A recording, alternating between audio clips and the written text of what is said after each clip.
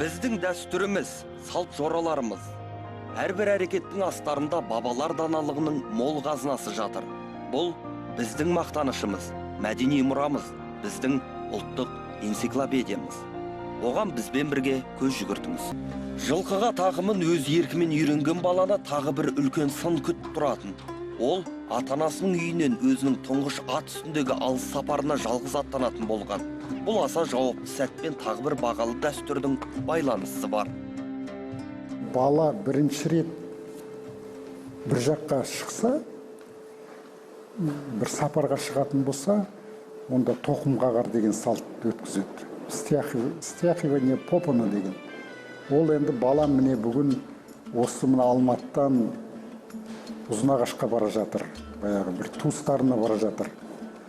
Ол 10 жаста бола ма, 12 жаста бола ма, 7-8 жаста бола ма, бала міне өздігінен самостоятельно неге сапарға бара жатыр деп тоқым қағар деген салт өткізетін. Сонда елді шақырып алып, мына балаң бірінші рет өздігінен жеке неге жол жүріп бара жатыр деп, сонда жаңағы тоқым қағар деген салт өткізеді. Сол елдің кісілер жиналып бір тілеу жасайды, той емес тілеу жасайды да, сол жаңағы үйден жаңағы шай ішіледі, тамақ ішіледі, содан кейін үлкен ақсақал бата береді. Тоқым қағар дәстүрі бүгінде ұмыт қалды деуге негіз жоқ. Тарихшы Ахмет Тоқтабай бұл маңызды салттың орындалуын 20 ғасырдың орта тұсында да кездестірген.